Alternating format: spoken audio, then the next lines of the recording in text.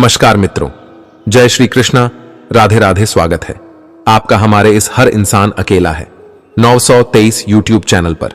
श्रीमद् भगवद गीता एकमात्र ऐसा ग्रंथ है जो मानव को जीने का ढंग सिखाता है। गीता जीवन में धर्म, कर्म और प्रेम का पाठ पढ़ाती है।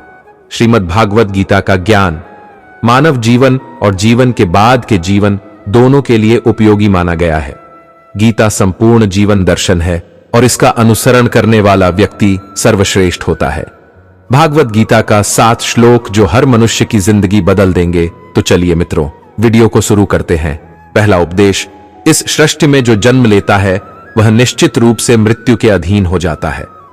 यहां भगवान श्री कृष्ण कहते हैं कि इस मृत्यु लोक का हर एक प्राणी, चाहे वह मनुष्य हो या पशु पक्षी, पेड़ पौधा हो, हर सांस लेने वाला प्राणी अपने जन्म के साथ मृत्यु को भी लेकर आता है। हर प्राणी को एक न एक दिन निश्चित क्षण पर मरना अर्थात अपने शरीर को त्यागना ही पड़ता है। दूसरा उपदेश, मनुष्य को सिर्फ कर्म करने का अधिकार है, फल की इच्छा न करे।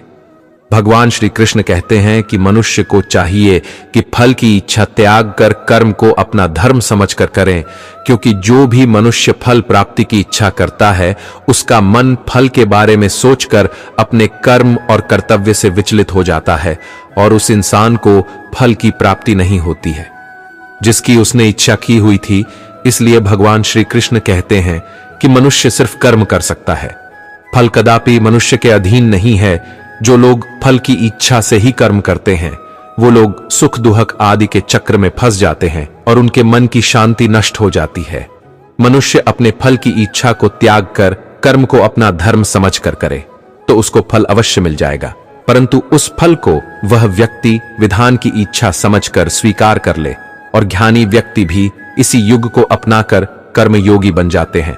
तीसरा उपदेश, इस विश्व में केवल शरीर मरते हैं लेकिन आत्मा अविनाशी है। शरीर के मरने पर भी आत्मा नहीं मरती है। यहां भगवान श्री कृष्ण कहते हैं कि आत्मा न कभी जन्म लेती है और ना ही कभी मरती है। वो अजन्मी, नित्य, सनातन और पुरातन है, जो शरीर के मारे जाने के बाद भी नहीं मरती है। जो सचमुच ज्ञानी होते हैं वो ना उनका शोक करते हैं जो मर गए हैं और ना ही उनका शोक करते हैं जो अभी जिंदा है, क्योंकि वह जानते हैं कि जो मर गया है वो फिर से जन्म लेगा और जो अभी जीवित है अवश्य ही मर जाएगा। मरने वाला फिर से जन्म लेगा, क्योंकि केवल शरीर का नाश होता है। शरीर के अंदर जो आत्मा है वह कभी भी नहीं मरती है, क्योंकि आत्मा को ना कोई शस्त्र काट सकता है और ना ही उसे अग्नि जला सकती है, ना ही जल गला सकता है और ना ही उसे वायु सुखा सकती है। चौथा उपदेश, अपने मन को नियंत्रित करो। यहां भगवान श्री कृष्ण कहते हैं कि मनुष्य के शरीर का एक अदृश्य अंग है मन, जो कभी दिखाई नहीं देता, परंतु वह इस शरीर का सबसे शक्तिशाली हिस्सा है। मनुष्य को मैं के घमंड की मदिरा पिलाकर मदहोश करने वाला पाखंडी केवल यह मन ही है। उसके हाथों में मोह माया का जाल है जिसे वह मनुष्य की कामनाओं पर डालता रहता है और उसे अपने वश में करता रहता है। यह मन अपने शरीर से भी मोह करता रहता है और अपनी खुशियों से भी और अपने दुखों से भी मोह करता रहता है। खुशियों में खुशियों भरे गीत गाता है और दुख में दुख भरे गीत गुनगुनाता है। अपने दुखों में दूसरों को शामिल करके उसे खुशी मिलती है। किसी भी मनुष्य को उसका मन जीवन के जाल से निकलने नहीं देता, अपनी रस्सी में बांधकर उससे तरह तरह के नाच नचवाता रहता है। ऐसा तब तक होता रहता है जब तक हम अपने आप को मन के अधीन रहने देंगे, तब तक हमारा मन हमें नाच नचाता रहेगा।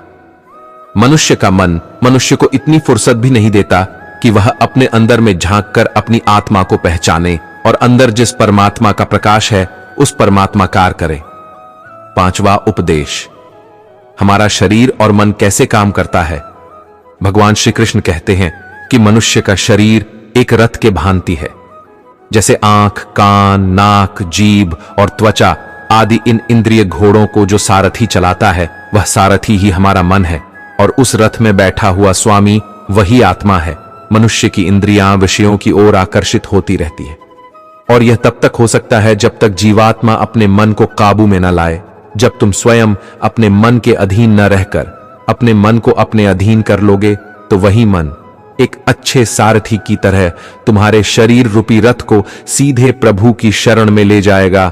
यदि मन तुम्हारा स्वामी है और तुम उसके अधीन हो तो वो तुम्हें माया के बंधन में जकड़ता रहेगा, और जब तुम अपने मन पर काबू पा लोगे और तुम उसके स्वामी हो जाओगे तो वही मन तुम्हें मोक्ष के द्वार तक ले जाएगा। छठवां उपदेश।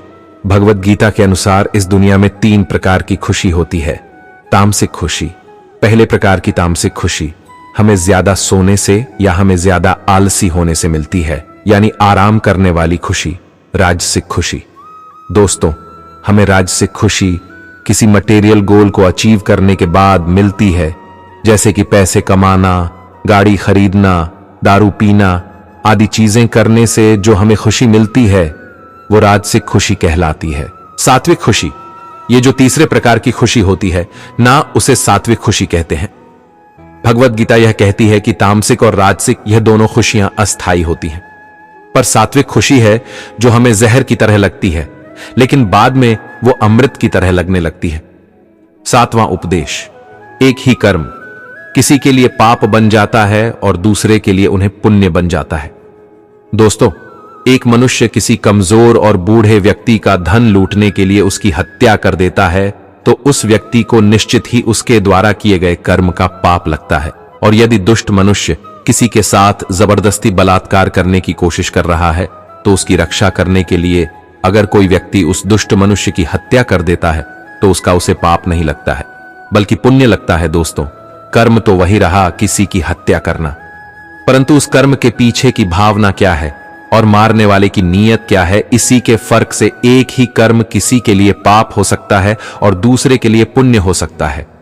जिस भावना और नीयत से मनुष्य कर्म करता है उस नीयत के कारण एक ही कर्म किसी के लिए पाप बन जाता है और किसी के लिए पुण्य बन जाता है। कर्म के इस ज्ञान के द्वारा ही मनुष्य को कर्म विकर्म की पहचान होती है। दोस्तों, इसका अर्थ यह है कि मनुष्य जब निष्काम भावना से कर्म करता है तो उस कर्म का फल उसे नहीं भोगना पड़ता है, इसलिए वो अकर्म हो जाता है। कर्म उसे कहते हैं जिसे साकाम भाव से और फल की इच्छा से किया जा सके। उसका फल मनुष्य को उसके कर्म के अनुसार अवश्य ही मिलता है। तो मित्रों, वीडियो अगर आपको अच्छी लगी हो तो मित्रों कृपया चैनल को सब्सक्राइब जरूर करें, और मित्रों शेयर लाइक करें, और मित्रों कमेंट बॉक्स में सच्ची श्रद्धा से जरूर लिखें। जय श्री कृष्णा। राधे राधे। वीडियो को अंत तक देखने के लिए धन्यवाद।